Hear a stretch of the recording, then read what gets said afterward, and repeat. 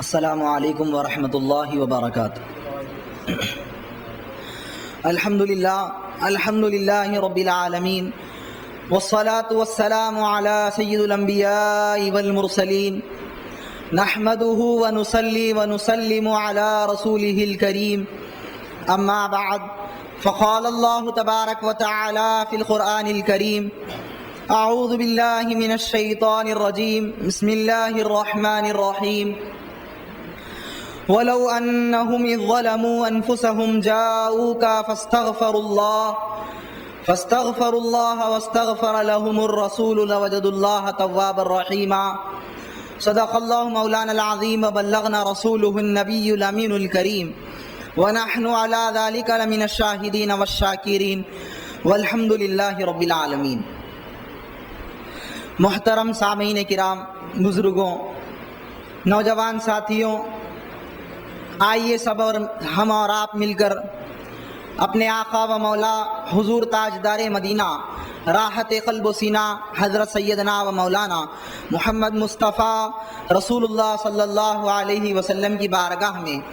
درود و سلام کا نذرانہ پیش کریں۔ پڑھیے اللہم صلی علی سیدنا محمد وعلی آل سیدنا محمد معدن الجود والکرم منبع العلم والحلم والحکم وبارک وسلم صلو علیہ صلاۃ و سلاما علیک یا رسول اللہ صلی اللہ علیہ وآلہ وسلم۔ طیبہ ہی کو اب کعبہ مقصد کہیے، طیبہ ہی کو اب کعبہ مقصد کہیے، دہلیز نبی کو سنگ اسود کہیے۔ گر حمد خدا کا حق ادا کرنا ہو، گر حمد خدا کا حق ادا کرنا ہو،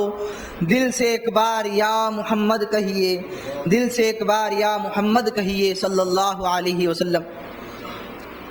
ایمان کی تکمیل اے امجد ہوتی ہے نبی کی زیارت سے،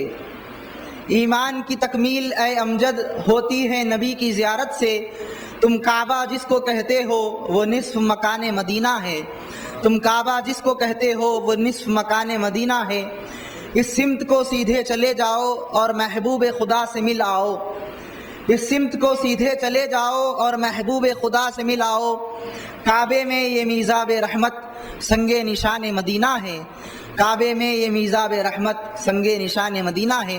نبی اور آل نبی کی بارگاہ میں بآواز بلند درود و سلام کا نذرانہ پیش کریں۔ پڑھیے اللہم صلی علی سیدنا محمد وعلی آلہ وصحبہ افضل صلواتک وعدد معلوماتک وبارک وسلم صلو علیہ صلاۃ و سلاما علیک یا رسول اللہ صلی اللہ تعالی علیہ وآلہ وسلم۔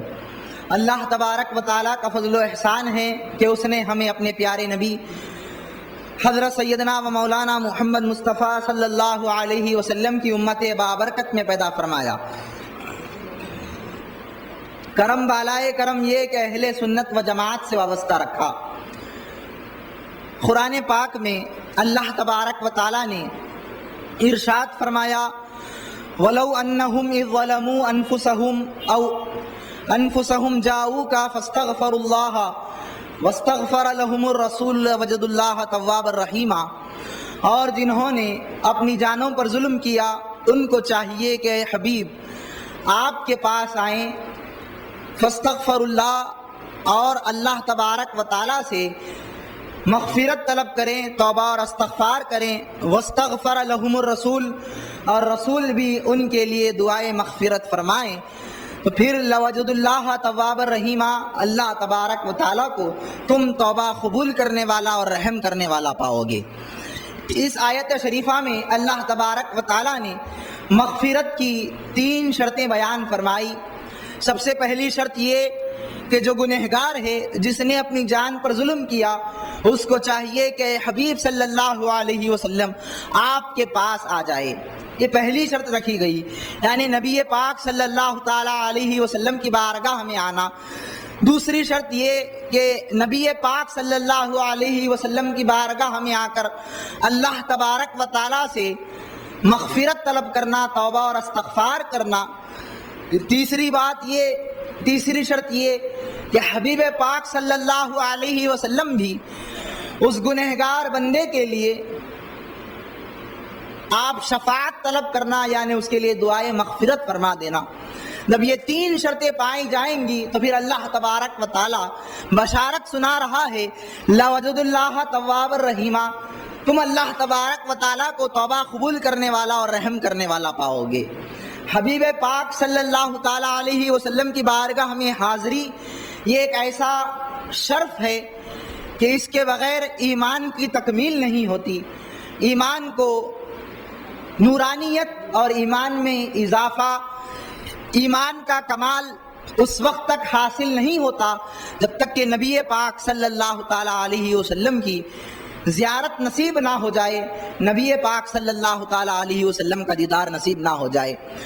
جس کو حبیب پاک صلی اللہ تعالیٰ علیہ وسلم کا دیدار نصیب ہو جاتا ہے تو وہ پھر اس کی دنیا بھی کامیاب ہو جاتی ہے اور آخرت بھی کامیاب ہو جاتی ہے۔ اب گنہگار بندے کے لیے کہا گیا کہ اے گنہگار بندے، تو نے اپنی جان پر ظلم کیا ہے، تجھ کو چاہیے کہ میرے حبیب صلی اللہ تعالیٰ علیہ وسلم کی بارگاہ میں چلا جا، میرے حبیب صلی اللہ تعالیٰ علیہ وسلم کی بارگاہ میں حاضری دے۔ غور طلب بات یہ ہے کہ گنہگار بندہ اگر جہاں پر اس نے گناہ کیا ہے وہیں سے اللہ تبارک و تعالیٰ کو پکارے تو اللہ تبارک و تعالیٰ اس کو سننے والا ہے۔ قرآن پاک میں اللہ تبارک و تعالیٰ نے اعلان فرمایا اجیب دعوت الداعی اذا دعانی، تم مجھ سے دعا کرو میں تمہاری دعاؤں کو قبول کرنے والا ہوں۔ اللہ تبارک و تعالیٰ دعاؤں کو قبول کرنے کی بات کر رہا ہے۔ جہاں کہیں بندہ اللہ تبارک و تعالیٰ کو پکارتا ہے، اللہ تبارک و تعالیٰ اپنے بندے کی صدا کو سنتا ہے، اس کی پکار کو سنتا ہے، اور پھر اتنا قریب ہے اللہ تبارک و تعالیٰ اپنے بندے سے کہ قرآن پاک نے فرمایا نحن اقرب الیہ من حبل الورید، میں اپنے بندے کی صدا قریب ہوں۔ جب شہرت سے زیادہ اللہ تبارک و تعالیٰ قریب ہے، دعاؤں کو سننے والا ہے، گنہگار بندوں کے لیے فرمایا انہو کانا توابا، بے شک وہ بہت توبہ کو قبول کرنے والا ہے، انہو هو التواب الرحیم، بے شک وہ بہت توبہ کو قبول کرنے والا اور رحم کرنے والا ہے۔ یہ ساری بشارتیں جب موجود ہے تو پھر کیا وجہ ہے کہ اللہ تبارک و تعالیٰ نے یہ شرط لگا دی کہ اے گنہگار بندے تو میرے حبیب صلی اللہ علیہ وسلم کی بارگاہ میں حاضر ہو جا۔ تو یہاں پر ایک نفیس نکتہ علامہ پروفیسر ڈاکٹر طاہر القادری صاحب قبلہ دامت برکاتہم العالیہ نے ارشاد فرمایا کہ اللہ تبارک و تعالیٰ توبہ کو قبول کرنے والا ہے، رحم کرنے والا ہے، دعاؤں کو سننے والا ہے، لیکن کب سنے گا، کب وہ دعا کو قبول کرے گا، اس کی بشارت نہیں دیا۔ چاہے وہ جب تم دعا کرو تمہاری دعا کو سن لے، تمہاری توبہ کو قبول کر کے تمہارے گناہوں کو معاف فرما دے، ایسا بھی ہو سکتا ہے کہ 6 مہینے میں تمہاری دعا کو قبول کرے، سال بھر لگ جائے تم کو پکارتے پکارتے، ساری زندگی میں جب چاہے وہ تمہاری توبہ کو قبول کرنے والا ہے، تم پر رحم کرنے والا ہے، لیکن یہ بشارت نہیں دیا کہ جیسا ہی تم پکارو میں تمہاری مغفرت فرما دوں گا۔ لیکن جب حبیب پاک صلی اللہ تعالیٰ علیہ وسلم کی بارگاہ میں گنہگار بندہ حاضر ہو جاتا ہے اور حبیب پاک صلی اللہ تعالیٰ علیہ وسلم کی زبان مبارک سے نکل جاتا ہے کہ مولا یہ میرا امتی ہے، یہ میرا غلام ہے، تیرا بندہ ہے، میرے کرم کی امید لیے ہوئے، تیری رحمت کی آس لگائے ہوئے میرے آستانے پر آیا ہے، مولا میرے گنہگار امتی کو تو معاف فرما دے۔ ادھر لب مصطفیٰ کا ہلنا کیا ہے، پھر اللہ تبارک و تعالیٰ بشارت سنا رہا ہے لَوَجَدُ اللَّهَ تَوَّابًا رَحِيمًا، تم مجھ کو پاؤ گے توبہ قبول کرنے والا اور رحم کرنے والا۔ وہاں پر بات یہ تھی کہ وہ توبہ کو قبول کرنے والا ضرور ہے، وہ رحم کرنے والا ضرور ہے، لیکن کب کرے گا اس کی بشارت نہیں۔ لیکن جب تم حبیب پاک کا وسیلہ لے کر آؤ گے، حبیب پاک کی شفاعت کا سہارا لے کر آؤ گے، تو پھر معاملہ یہ ہوگا جیسا ہی حبیب پاک کے لب مقدس تمہارے حق میں کھل جائیں گے، تمہارے حق میں پیارے نبی صلی اللہ تعالیٰ علیہ وسلم کی دعا نکل جائے گی، تو پھر وہیں پر اللہ تبارک و تعالیٰ یہ بشارت سنا رہا ہے کہ اے گنہگار بندے جا تیری مغفرت ہو گئی، تو نے مجھ کو پا لیا ہے۔ کس شان سے پایا کہ توبہ قبول کرنے والا اور رحم کرنے والا پایا۔ یہی معاملہ ہوا تھا۔ حافظ امام ابو عبداللہ حضرت سیدنا علی مرتضی رضی اللہ تعالیٰ عنہ سے روایت کرتے ہیں کہ ایک عربی نبی پاک صلی اللہ تعالیٰ علیہ وسلم کے وصال فرمانے کے 3 دن بعد آپ صلی اللہ علیہ وسلم کی مزار اطہر پر حاضر ہوا، اور مزار اطہر پر حاضر ہو کر پیارے نبی صلی اللہ تعالیٰ علیہ وسلم وسلم کی قبر انور کی مٹی کو اپنے سر پر ڈالنے لگا اور یہ عرض گزار ہوا کہ یا رسول اللہ صلی اللہ تعالیٰ علیہ وسلم، اللہ تبارک و تعالیٰ نے جو آپ سے فرمایا اس کو آپ نے سنا اور آپ سے ہم نے سنا۔ اللہ تبارک و تعالیٰ نے فرمایا وَلَوْ أَنَّهُمْ إِذْ ظَلَمُوا أَنفُسَهُمْ جَاءُوكَ فَاسْتَغْفَرُوا اللَّهَ وَاسْتَغْفَرَ لَهُمُ الرَّسُولُ لَوَجَدُوا اللَّهَ تَوَّابًا رَحِيمًا۔ یا رسول اللہ، میں نے اپنی جان پر ظلم کیا ہے، آپ اللہ تبارک و تعالیٰ سے میری شفاعت طلب کیجئے، تو پھر وہیں پر اس کو وشاعت ملتی ہے۔ پیارے نبی صلی اللہ تعالیٰ علیہ وسلم کی جانب سے خبر مبارکہ سے آواز آتی ہے قد غفر اللہ لک، جا تیری مغفرت ہو گئی۔ اللہم صلی علی سیدنا محمد وعلی آل سیدنا محمد وبارک وسلم، صلو علیہ صلاۃ و سلام علیک یا سیدی یا حبیبی یا مولائی یا رسول اللہ صلی اللہ علیہ وسلم۔ اب وہ گنہگار امتی جس کے پاس نہ مال ہے نہ زر ہے، وہ کیا کرے جو حبیب پاک صلی اللہ تعالیٰ علیہ وسلم کی بارگاہ میں حاضری کی طاقت نہیں رکھتا، حبیب پاک صلی اللہ تعالیٰ علیہ وسلم کے پاس نہیں جا سکتا، اس کو کیا کرنا چاہیے؟ تو علماء اہل سنت و جماعت و اولیاء امت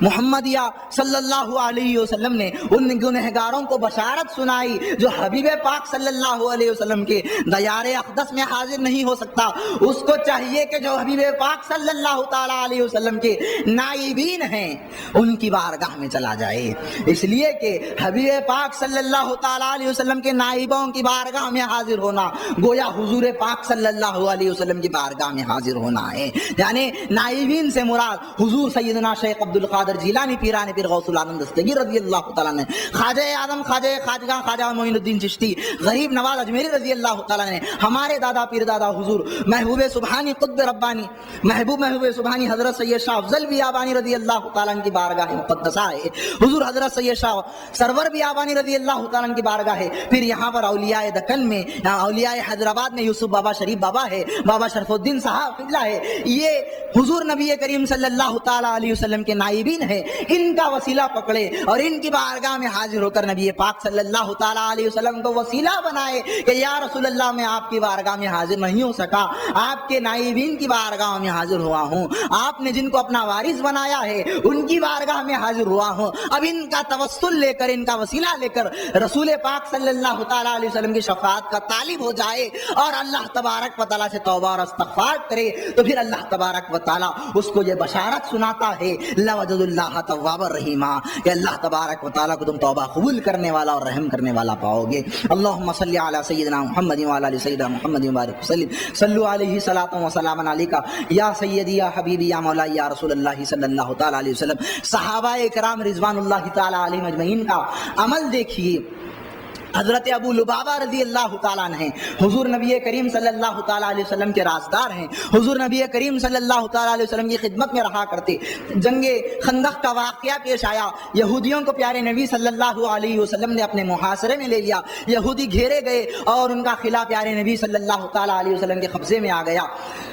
منافقین وہاں پر موجود تھے، قبیلہ بنی قریظہ میں ایک ہلچل مچ گئی کہ ہم گرفتار ہو گئے ہیں، اور حضرت ابو لبابہ رضی اللہ تعالیٰ پہلے آپ اسلام لانے سے پہلے یہودیوں کے ساتھ آپ کے اچھے دوستانہ تعلقات تھے، آپ کے چند اہل و عیال مال و دولت بھی ان کے پاس رکھا ہوا تھا، تو یہودیوں نے آپس میں مشورہ کر کے پیارے نبی صلی اللہ تعالیٰ علیہ وسلم کی خدمت میں حاضر ہوئے، عرض کیا کہ یا رسول اللہ صلی اللہ علیہ وسلم آپ ابو لبابہ کو ہمارے پاس بھیجئے، ہم ان کے ساتھ مشورہ کر کے آپ کو جواب دیں گے۔ یہ منافقین یہودی تمام مل کر کے ابو لبابہ کو اپنے پاس بلایا۔ حضرت ابو لبابہ رضی اللہ تعالیٰ عنہ کو پیارے نبی صلی اللہ تعالیٰ علیہ وسلم چونکہ اپنا رازدار بتائے تھے، ان لوگوں کو کے پاس جانے سے پہلے پیارے نبی صلی اللہ علیہ وسلم نے حضرت ابو لبابہ سے کہہ دیا کہ اے ابو لبابہ، یہ اللہ اور اس کے رسول کے دشمن ہیں یہودی نصرانی، ان سے بچ کے رہنا، اور یاد رکھنا کہ میں نے ان کے بارے میں قتل کی سزا مقرر کر دی ہے، میں نے یہ سوچ لیا ہے کہ ان کو قتل کر دیا جائے گا۔ اب حضرت ابو لبابہ رضی اللہ تعالیٰ نے یہودیوں کے پاس پہنچتے ہیں، یا آپس میں مشورہ کر کے حضرت ابو لبابہ سے پوچھتے ہیں کہ اے ابو لبابہ بتاؤ کہ ہم پیغمبر اسلام صلی اللہ علیہ وسلم کے پاس جا کر کیا قلعے کی پھاٹک ان کے لیے کھول دیں؟ تو حضرت ابو لبابہ رضی اللہ تعالیٰ سے یہاں پر ایک لغزش ہو جاتی ہے۔ حضرت ابو لبابہ رضی اللہ تعالیٰ نے چونکہ آپ کے چند اہل و عیال ان کے ساتھ ملے ہوئے تھے، مال و دولت آپ کا یہودیوں کے پاس رکھا ہوا تھا، اشارے کے ذریعے ذریعے حضرت ابو لبابہ نے پیارے نبی صلی اللہ علیہ وسلم کے راز کو ان لوگوں کے سامنے فاش کر دیا کہ پیارے نبی صلی اللہ علیہ وسلم تم لوگوں کے بارے میں یہ ارادہ رکھتے ہیں کہ تم لوگوں کو قتل کر دیا جائے گا۔ اب یہ لوگ پھاٹک کھولنے کا سوچ رہے تھے، ادھر حضرت ابو لبابہ نے پیارے نبی صلی اللہ علیہ وسلم کے راز کو فاش کر دیا۔ اللہ تبارک و تعالیٰ کا جلال نازل ہوا، حضرت سیدنا جبرائیل علیہ السلام یہ آیت مبارکہ لے کر پیارے نبی صلی اللہ تعالیٰ علیہ وسلم کے پاس نازل تشریف لاتے ہیں، پیارے نبی صلی اللہ علیہ وسلم کی خدمت میں حاضر ہوتے ہیں حضرت جبرائیل علیہ السلام، اللہ تبارک و تعالیٰ کے کلام کو سناتے ہیں جس کا ترجمہ یہ ہے کہ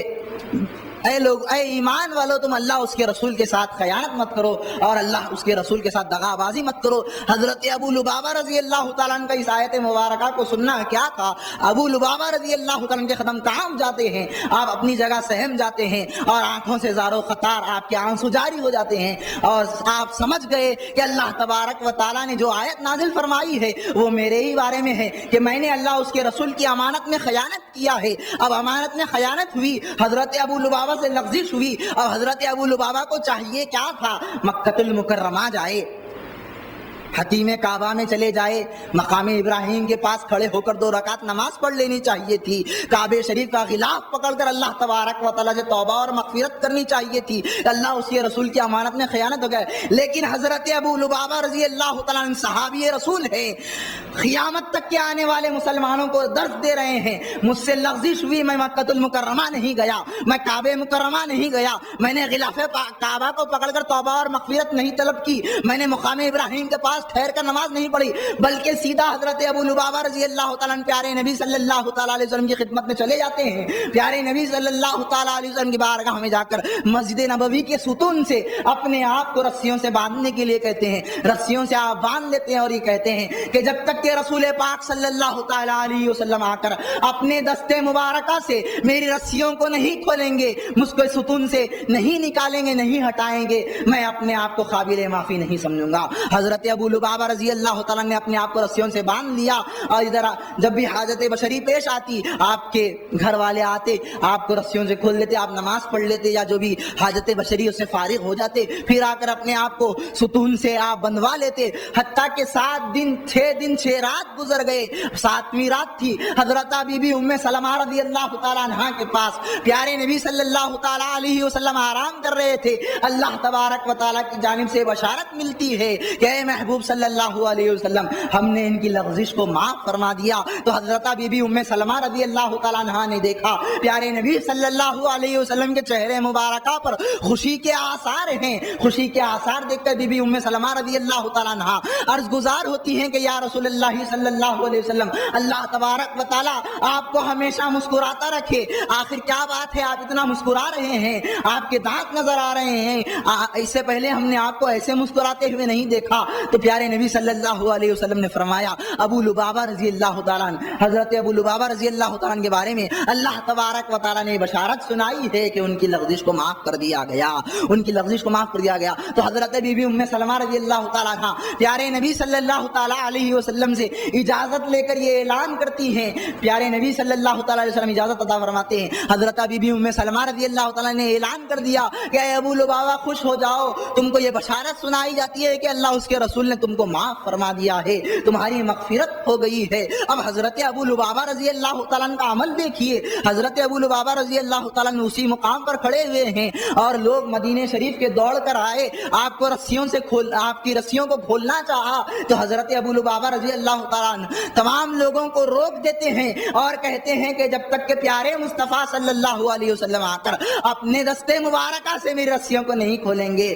میں اپنے آپ کو قابل معافی نہیں سمجھتا۔ صبح فجر کا وقت آتا ہے، پیارے نبی صلی اللہ علیہ وسلم تشریف لاتے ہیں، حضرت ابو لبابہ کو دیکھ کر مسکراتے ہیں اور پیارے نبی صلی اللہ علیہ وسلم اپنے دستے رحمت سے ان کی رسیوں کو کھول دیتے ہیں، اس طرح آپ کی مغفرت ہو جاتی ہے۔ تو بتانا مقصود یہ ہے حضرت ابو لبابہ رضی اللہ تعالیٰ عنہ نے مغفرت کی بات آئی، توبہ کی بات آئی تو پیارے نبی صلی اللہ علیہ وسلم کو اپنا سہارا بنایا، پیارے نبی صلی اللہ علیہ وسلم کو اپنا وسیلہ بنایا۔ یہیں سے یہ بات معلوم ہوتی ہے کہ پیارے نبی صلی اللہ علیہ وسلم کا جو وسیلہ پکڑتا ہے، پیارے نبی صلی اللہ علیہ وسلم کا جو سہارا لیتا ہے، اللہ تبارک و تعالیٰ اس کے گناہوں کی مغفرت فرما دیتا ہے اور اس کو بشارت سناتا ہے کہ جا تیری مغفرت ہو گئی اور اللہ تبارک و تعالیٰ نے تجھ پر رحم و کرم کا معاملہ فرمایا۔ اللہم صلی علی سیدنا محمد وعلی آل سیدنا محمد وسلم۔ ایک طرف تو صحابہ کرام کا عمل یہ ہے اور ادھر علماء وہابیہ کا عمل دیکھیے کہ پیارے نبی صلی اللہ تعالیٰ علیہ وسلم کی بارگاہ میں حاضری سے روکتے ہیں، پیارے نبی صلی اللہ علیہ وسلم کی بارگاہ میں حاضر ہونے کو بدعت کہتے ہیں اور صرف کعبہ شریف جانے کی بات کرتے ہیں، مدینہ منورہ جانے سے روکتے ہیں۔ تمام مسلمانوں کو آج کے زمانے میں ان لوگوں سے آگاہ رہنا چاہیے اور خبردار رہنا چاہیے جو لوگ پیارے نبی صلی اللہ علیہ وسلم کی بارگاہ میں حاضری سے آج کے زمانے میں روک رہے ہیں، کہتے ہیں کہ حج کو چلے گئے، اب پیارے نبی صلی اللہ علیہ وسلم کی بارگاہ میں حاضر ہونا کوئی ضروری نہیں ہے۔ پیارے نبی صلی اللہ علیہ وسلم معاذ اللہ کہتے ہیں کہ اب وہاں پر کچھ بھی نہیں ہے، معاذ اللہ وہ مر کر مٹی میں ملے، ایسی بات کرتے ہیں۔ جبکہ ہمارے علماء اہل سنت و جماعت بالخصوص امام مالک رحمۃ اللہ تعالیٰ علیہ تو یہ عقیدہ دے رہے ہیں، فرماتے ہیں امام مالک رحمۃ اللہ تعالیٰ علیہ جو پیارے نبی صلی اللہ علیہ وسلم کی بارگاہ میں حاضر ہو اس کو چاہیے کہ یہ نہ کہے کہ میں نے پیارے نبی صلی اللہ علیہ وسلم کی قبر شریف کی زیارت کی ہے۔ آپ فرماتے ہیں قبر شریف کی زیارت کیا کہنا مکروہ ہے، بلکہ امام مالک رحمۃ اللہ تعالیٰ علیہ کہتے ہیں جس نے پیارے نبی صلی اللہ علیہ وسلم کی بارگاہ میں حاضری دی ہے اس کو یہ کہنا چاہیے کہ میں نے پیارے نبی صلی اللہ علیہ وسلم کی زیارت کی ہے، پیارے نبی صلی اللہ علیہ وسلم کی بارگاہ میں حاضر ہوا ہوں۔ پیارے نبی صلی اللہ علیہ وسلم کی قبر شریف کی زیارت کیا کہنا آپ مکروہ فرماتے ہیں، اس لیے کہ امام مالک رحمۃ اللہ تعالیٰ علیہ کا عقیدہ یہ ہے، آپ فرماتے ہیں پیارے نبی صلی اللہ علیہ وسلم اپنی قبر شریف میں زندہ ہیں، پیارے نبی صلی اللہ علیہ وسلم امت کے احوال کو دیکھ رہے ہیں، اسی لیے آپ نے ان روایات کو موطا امام مالک میں روایت کیا کہ حضرت عبداللہ ابن عمر رضی اللہ تعالیٰ جب بھی سفر سے واپس آتے سب سے پہلے پیارے نبی صلی اللہ علیہ وسلم کے مزار اطہر پر حاضر ہوتے، عرض کرتے السلام علیکہ یا رسول اللہ صلی اللہ علیہ وسلم، السلام علیکہ یا ابا بکر صدیق رضی اللہ تعالیٰ۔ حضرت عبداللہ ابن عمر رضی اللہ تعالیٰ کا یہ عمل رہا۔ اسی طرح حضرت سیدنا فاروق اعظم رضی اللہ تعالیٰ عنہ کا عمل یہ تھا کہ حضرت سیدنا فاروق اعظم رضی اللہ تعالیٰ جب ملک شام فتح کیا اور بیت المقدس کے یہودیوں کے ساتھ معاہدہ ہوا اور چند لوگ ایمان لائے تو بشارت کے ساتھ فاروق اعظم رضی اللہ تعالیٰ جب مدینہ منورہ میں حاضر ہوئے تو سب سے پہلا کام آپ نے جو کیا وہ پیارے نبی صلی اللہ علیہ وسلم کی بارگاہ میں حاضری تھی اور پیارے نبی صلی اللہ تعالیٰ علیہ وسلم پر صلاۃ و سلام تھا۔ اسی طرح حضرت سیدنا بلال رضی اللہ تعالیٰ کا یہ عمل رہا کہ جب پیارے نبی صلی اللہ تعالیٰ علیہ وسلم کا وصال ہو گیا، حضرت سیدنا بلال رضی اللہ تعالیٰ پیارے نبی صلی اللہ علیہ وسلم کے غم کو برداشت نہیں کر سکے اور ملک شام کی طرف چلے گئے تو کئی روز ہو گئے تھے، سیدنا بلال رضی اللہ تعالیٰ کئی مہینے گزر گئے، پیارے نبی صلی اللہ علیہ وسلم کی بارگاہ میں حاضر نہیں ہوئے تو خواب میں پیارے نبی صلی اللہ تعالیٰ علیہ وسلم حضرت بلال کے آتے ہیں، فرماتے ہیں بلال ہم سے کیا جفا ہے کہ تم ہمارے پاس ہماری زیارت کرنے کے لیے نہیں آتے؟ تو سیدنا بلال رضی اللہ تعالیٰ اسی وقت میں آپ نے سواری طے کی اور سوار ہو کر مدینہ منورہ حاضر ہوئے اور سب سے پہلا کام جو کیا وہ پیارے نبی صلی اللہ تعالیٰ علیہ وسلم کے مزار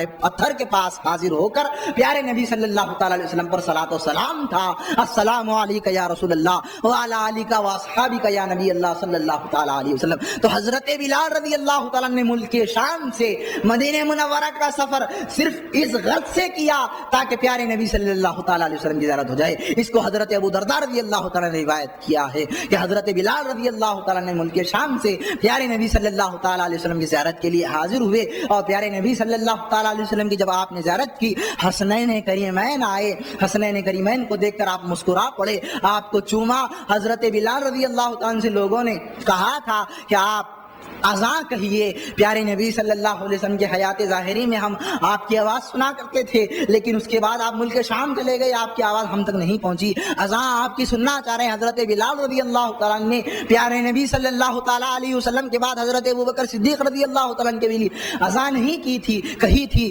بلکہ جب حسنین کریمین نے حضرت بلال سے کہا، حضرت بلال رضی اللہ تعالیٰ حسنین کریمین کے کہنے پر اذان کے لیے تیار ہو جاتے ہیں اور اذان دینا شروع کرتے ہیں۔ اس موقع مقام پر جہاں پر پیارے نبی صلی اللہ علیہ وسلم کی حیات ظاہری میں جس چھت پر ٹھہر کر حضرت بلال رضی اللہ تعالیٰ عنہ کہا کرتے تھے، اسی مقام پر ٹھہر کر آپ اللہ اکبر کی صدا لگاتے ہیں تو مدینہ شریف کے لوگوں میں ایک بے چینی اور اضطراب کی کیفیت پیدا ہو جاتی ہے. سب لوگ دوڑے دوڑے مسجد نبوی کی طرف آتے ہیں، حتیٰ کہ جب اشہد ان لا الہ الا اللہ کہا لوگوں میں اور زیادہ بے قراری بڑھ گئی، اور پھر جب اشہد ان محمد رسول اللہ پر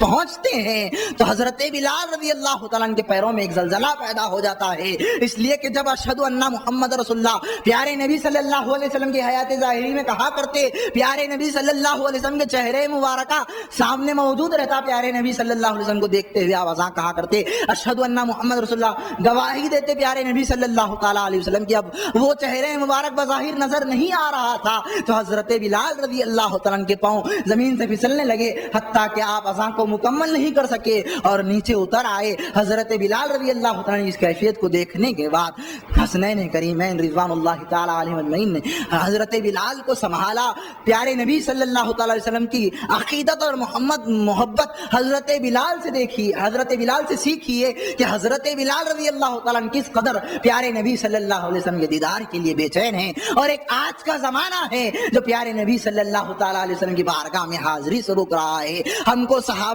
کرام کا عمل دیکھنا چاہیے، ہم کو صحابہ کرام رضوان اللہ تعالیٰ علیہ اجمعین کی سیرت مبارکہ کو پڑھنا چاہیے. ان واقعات کو پڑھنے کے بعد یہ بات واضح طور پر معلوم ہوتی ہے کہ صحابہ کرام رضوان اللہ تعالیٰ علیہ اجمعین بغیر پیارے نبی صلی اللہ تعالیٰ علیہ وسلم کے نہ اذان پسند فرماتے نہ نماز پسند فرماتے. پیارے نبی صلی اللہ تعالیٰ علیہ وسلم کے تصور کے ساتھ، پیارے نبی صلی اللہ تعالیٰ علیہ وسلم کی محبت کے ساتھ ان کی نمازیں ہوتی، پیارے نبی صلی اللہ علیہ وسلم کے دیدار کے ساتھ ان کی نمازیں ہوتی. اور ایک آج کا زمانہ ہے کہ رسول پاک صلی اللہ تعالیٰ علیہ وسلم کے ذکر سے روک رہا ہے. یاد رکھیے